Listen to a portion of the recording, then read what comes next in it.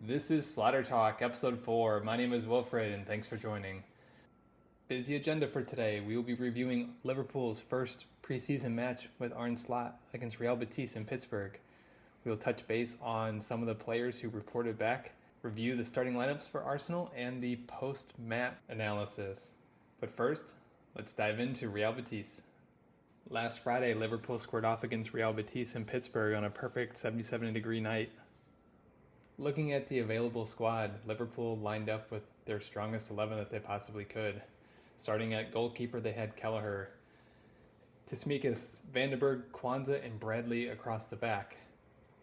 Double pivot, they had Jones and Endo, Fabio Carvalho on the left, Mo Salah on the right, and then they had a double 10 with Harvey Elliott and Dominic Szoboszlai, having no true striker on the squad.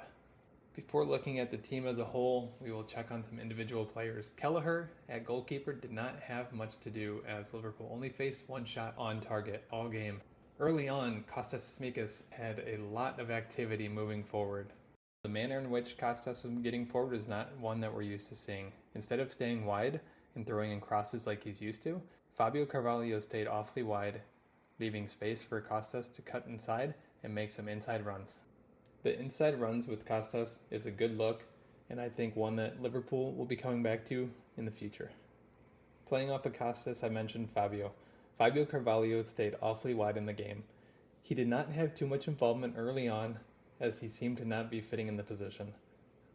Fabio's positioning often left him in no man's land. Either it was way too high up the field, was too wide, and didn't track back, giving him no outlet or opportunity to receive the ball. In the pre-match presser, Curtis Jones alluded to the style of play under Slot and how they want to kill the game with the ball. With that mindset, I think Liverpool missed a few runs that Fabio made behind the lines, but the passes never came, and it looked like Fabio started to grow frustrated as the match progressed. Fabio mentioned in an interview after the game that he knows himself and he knows that he's a 10, but Slot wants to start playing him wide as a winger. This worries me a little bit as Fabio has a history of not settling in well and listening with the coaches, which resulted him getting no playing time at RB Leipzig and a terminated loan. Also, similar with the Portugal U21 teams, where he withdrew himself from the team as he did not agree with the coaching staff and how he was being utilized. Dropping down in between Fabio and Kostas Tsimikas, we have Curtis Jones. Jones had a very underwhelming 30 minutes of the match before coming off injured. Leading up to the game, Jones had a very exciting interview where he talked about how much he loved Slot and the Slot's play style and how it fits his game. I was excited to see how he would perform in his new role.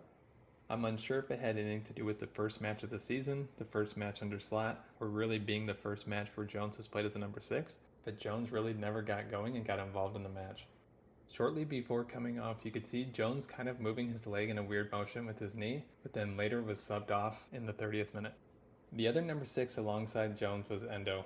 Endo, in my opinion, struggled in the match.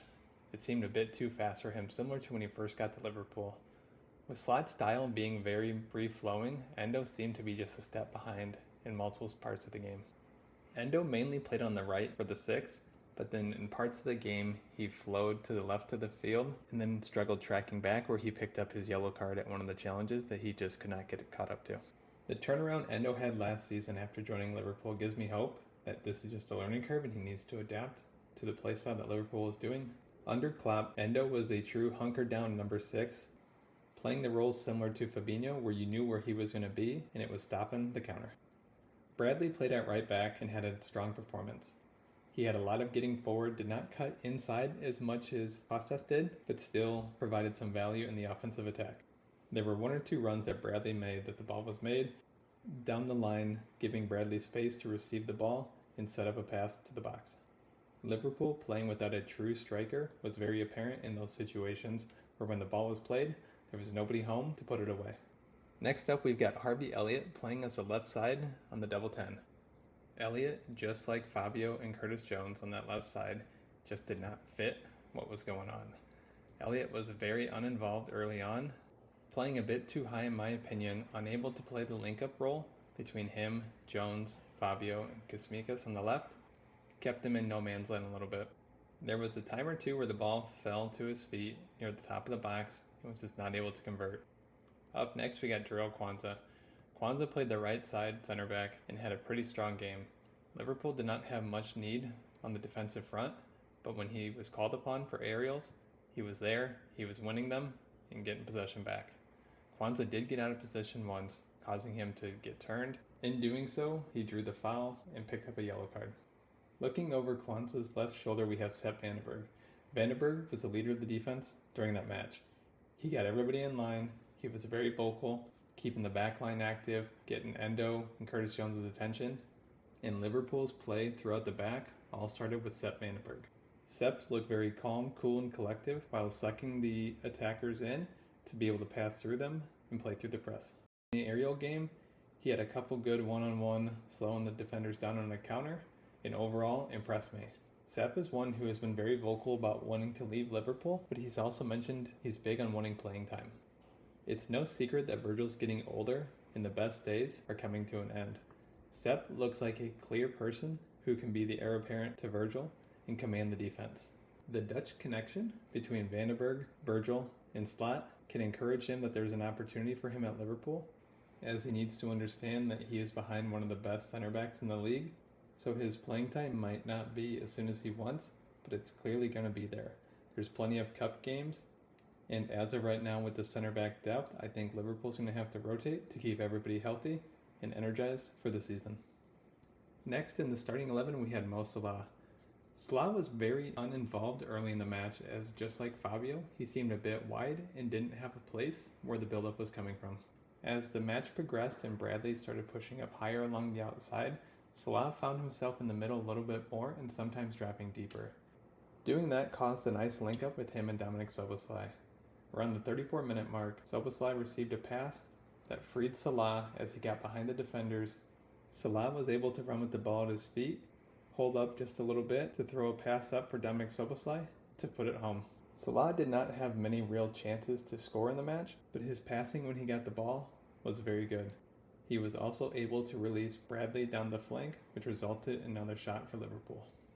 And finally, circling back to the goal scorer, Dominic Szoboszlai. Szoboszlai, like many Liverpool players, did not get very involved early in the match. Dom made a few runs just like Fabio, where he tried getting behind, but the pass never came.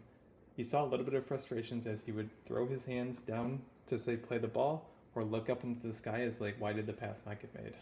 Szoboszlai's goal ultimately came from him setting up Salah, following his pass to lead to a one-time shot at the corner of the net. It was good to see Dom get on the score sheet, as he struggled at the end of last season and did not get much playing time. Hopefully that gives him confidence riding into tonight's match against Arsenal to keep improving.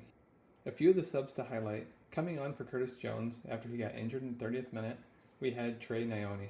Trey came on and made a splash. Nyoni is not a household name on the Liverpool roster, but as he came on last season, making his debut for Klopp as a 16-year-old, people knew that he had some sort of potential, as Klopp has not been known to just play kids for the sake of playing them. Minutes after coming on, Trey took the ball in the half turn, played a quick pass to Szoboszlai that set up Salah to Szoboszlai for the first goal. Though he's not a normal number 6, Trey looked very comfortable out there and gives me excitement for the role that he might play with the team this season. The last two individuals I want to touch on are Tyler Morton and Stefan Bajcetic. This match was the first real minutes Stefan has played while missing out almost all of last season. Early on, you could see a bit of the rust in the game being a little bit too fast for Stefan, but as the game progressed, he became more comfortable and became a key role in that double pivot. Outside of the first few minutes of the match, Stefan looked very comfortable and I think should be starting tonight against Arsenal. And finally, we have Tyler Morton. Morton was on loan last season at Hull City. From the minute he came on, Morton looked sound and comfortable in that double pivot. Morton to me is another person who I think deserves to get a good shot at cementing his spot on the roster and contending for the starting 11. Looking holistically at the match, Liverpool were able to win 1-0 against Real Betis thanks to the Dominic Szoboszlai goal in the 34th minute. Liverpool had 63% of the possession, but only just edged Betis on the shots 9-7. Even though Liverpool had the ball, they did not do a whole lot with it. A lot of that can be attributed to the missing pieces they had, playing a double 10 that they're not normally used to, and playing their first preseason match under Arne Slot. I was excited that I got to be there at the match and get a good first opinion of how Liverpool lined up under Slot with my own eyes. While watching on TV, there's a lot that you see and it usually revolves around the ball, but being able to be there, hear the communication, see players like Sepp Vandenberg step up, and see firsthand how the players are adapting to the match and what transpires to Slot's system.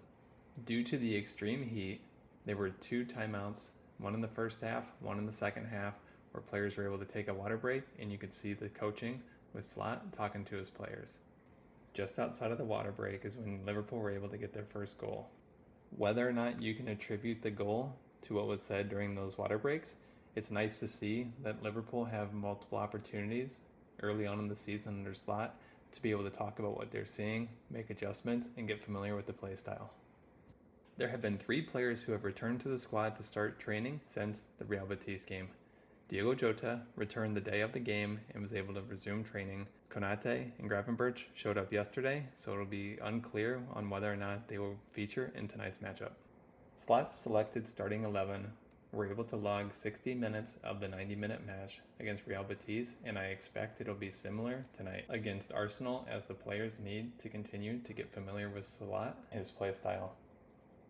The one other thing tonight that'll be different is Jota is their true striker, their number 9 that they'll be able to use instead of using a double pivot with Elliott and Szoboszlai. The changes to the starting 11 tonight that I see would be Morton coming on for Jones, as Jones hobbled off injured last match. And I think Jota fills in for Elliott as the striker. Outside of that, I think the lineup will be very consistent with last match, though I anticipate Liverpool will not have 63% of possession as they're facing Arsenal, who is also a team who loves having the ball. At kickoff tonight, the weather's projected to be 5.5 degrees Celsius warmer than last match, so I don't anticipate Liverpool will play their starters much more than 60 minutes tonight, if that. That is all I have for right now. I will pick this episode back up after the match tonight to discuss all things Liverpool-Arsenal. Thanks. Talk soon. Hello and welcome back to Slaughter Talk episode 4, part 2. We're going to be reviewing the Arsenal-Liverpool preseason matchup number 2 from last night. Looking at the starting lineups, Liverpool had one change from the first game against Real Betis, and it is Diogo Jota coming in for Wataru Endo. My initial thought when seeing the starting lineups is with Endo not in the lineup, Liverpool did not have a true defensive midfielder in the lineup. Arsenal come out with Martinelli, Jesus, Nelson, Havertz, Partey, and Odegaard. Zinchenko, Gabriel, Kiwior, and White, which is a very strong 11 and not too far off what they're normally used to seeing.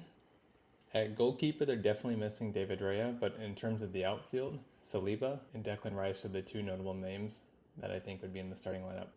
The first 10 minutes of the match did not go well for Liverpool, as they were trying to play out the back, could not string together a bunch of passes, and was having sloppy turnovers in their own defensive half. Luckily, Arsenal were not able to capitalize, leaving it at 0-0.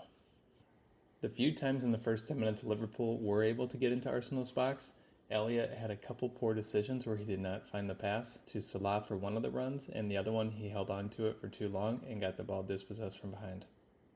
In the 12th minute, Arsenal started to threaten. They found Zinchenko inverted on the left back, where he played the ball up to Martinelli on the wing for a one-time touch around Bradley to Kai Havertz. After playing the pass, Martinelli took an inside run where he received the ball back from Havertz. Sepp Vandenberg immediately noticed the danger, came across the box, and stopped Martinelli in a one-on-one in front of the goalkeeper, where Liverpool were able to get the ball and gain possession in their own box, stringing 11 passes together under a high press of Arsenal, which was capped off by Mo Salah running down one-on-one with the goalkeeper to put it away, to go up 1-0 in the 13th minute. And to break down the goal, a few things I want to call out. After retaining possession, Liverpool played some quick passes inside their own box from Sepp Vandenberg to Bradley, kicked it up to Salah, where Salah passed it all the way back to João Kwanzaa, playing some triangles around Kai Havertz and Martinelli to relieve some pressure. But the pass from Salah back to Kwanzaa covered a lot of ground, so Odegaard was able to immediately press Kwanzaa as he was receiving the ball. But Kwanzaa quickly played a 1-2 with Szoboszlai, which gave him a chance to take 2 touches on the inside, playing the ball back to Kelleher, and that's where the fun started. Kelleher received the ball at his feet, took 2 touches to avoid Gabriel Jesus closing down on him, where he punted the ball half of the pitch where Diogo Jota was waiting. As the ball was in the air coming to Jota, He was back into the defender, Gabriel, fighting for positioning where the ball took one hop. Jota jumped up, headed the ball down to a waiting Harvey Elliott at his right, where Elliott played a one-time pass just outside the circle to Salah down the right wing, where he pulls away from his defender Zinchenko. The last thing he had to do was beat Gabriel, who was closing down on him from an angle. Salah cuts inside of Gabriel, shoots the ball, scores in the goal, and takes a good punish from Gabriel in the process. Liverpool's first shot on target was a goal that was capped off after a brilliant one-on-one defensive play by Vandenberg in stringing together 11 passes with 8 different players touching the ball while breaking down the Arsenal press to go up 1-0. A few moments later, Fabio Carvalho was dispossessed by Kai Havertz just outside the final third, where Havertz kicked the ball up to Thomas Partey. Partey found Odegaard at midfield, and Arsenal were on the break, 3-2. Odegaard released Martinelli with a pass where he touched inside the box, one-on-one with Connor Bradley, beat him off the first touch, played a square ball to Gabriel Jesus, and Kwanzaa comes out of nowhere, making a sliding tackle to save the goal. Around the 30-minute mark, Gabriel plays a pass to Jesus, where he takes a heavy touch. Salah picks up the ball on the counter just outside the final third. Salah dribbles 5 times towards the box, plays a square ball to Elliott, where Elliott takes one touch, releases Jota to the left. Jota has a volley finish off the post. Could have been 2-0, and Elliott's second assist of the match. You would like to fancy your chances when Jota has the ball at his feet in the box like that, point blank, but his first 30 minutes of the season, you can almost expect that he's not going to hit every ball clean at this point. Only 4 minutes later, Liverpool then stringed together a build-up where 11 players touched the ball. The only one who did not was Kelleher. That resulted in Costas playing Jota down the wing.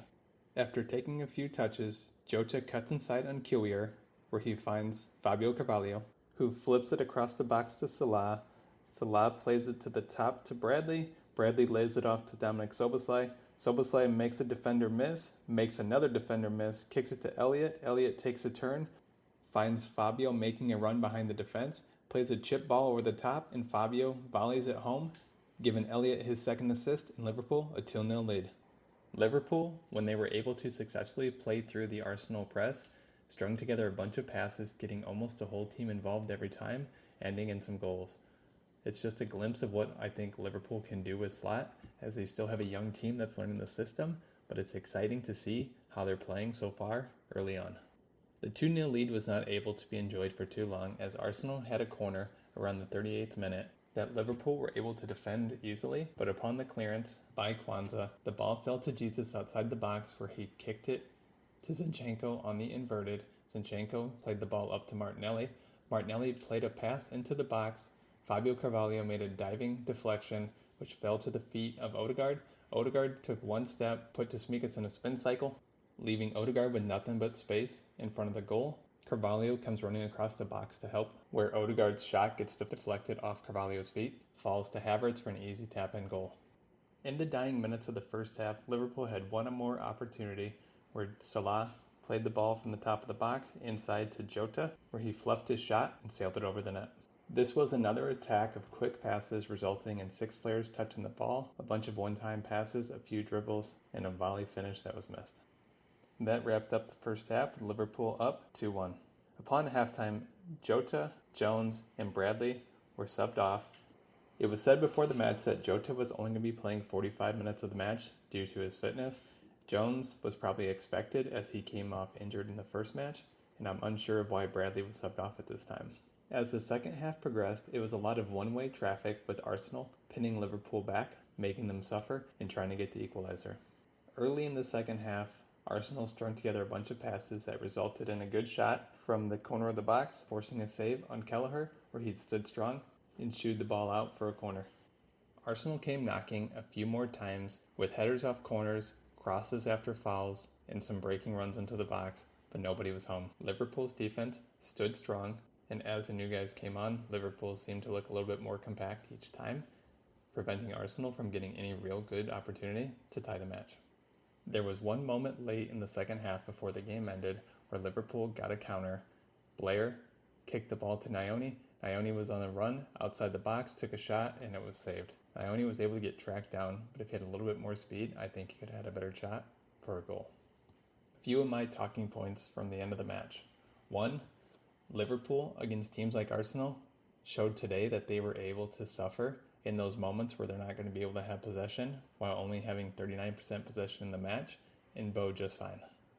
Yes, the argument can be made it's preseason, and yes, the argument can be made Arsenal didn't have their full 11, but this was the last match of Arsenal's preseason tour as they've played more matches. It's Arteta who is entering his 5th season after getting back-to-back second places in the Premier League, while being competitive in the Champions League, winning the group and making it to the quarterfinals, while this is only Slot's second match at the helm. I'm hoping, and I don't think it will be the case, but similar to how Jose and Conte, when they came into Tottenham, where they were based on a counter-pressing team, I don't think Liverpool's going to play that way, but today they showed that if they need to, they should be able to manage. Another interesting talking point is how Liverpool set up on the corner. They only had one corner in the match today, but it started with everybody being in a group outside the box, and before the ball was kicked, it was a scatter, causing chaos and running in. A better delivery could have given someone an opportunity to get ahead on goal, but I think that's going to be a lot harder to mark as opposed to Liverpool that was very stagnant on corners the last few seasons. The other interesting point is Arsenal played most of their starters for at least 72 minutes of the match and ended with 6 starters from their previous season, to where Liverpool from that 72-minute mark on only had Endo out there as someone who was doing regular first team minutes for Liverpool last season. Endo, again, for only playing a few minutes in the match, struggled. He picked up another yellow card, being late to the tackles and really not getting involved. I'm hoping we see the likes of Morton or Stefan Bajcetic in the next match more to be able to see how they perform with the first teamers. Alright all, that just about does it for part 2 of episode 4. This Saturday, Liverpool head into their final match of the preseason tour against Man United in South Carolina. That one should be a hot one. Rain is on the forecast for the next couple of days while getting into the 90s. It is going to be hot, it is going to be humid, and I'm hoping Liverpool are able to get out of there without any injuries. I think we can expect to see Konate and Gravenberch play 45 minutes of that match, similar to what Jota did today. So next episode 5 of Slaughter Talk, we will be discussing all things Man United. We'll do the build-up for the match, just like we did for this one, and then we'll touch base after the Man United match to give the match a recap and analysis, just like we did with Arsenal. One other thing we'll touch on is if there's any exciting team news, as we've entered the month of August, and Richard Hughes expected August to be a busier month. Thanks again for joining. My name is Wilfred, and this is Slaughter Talk.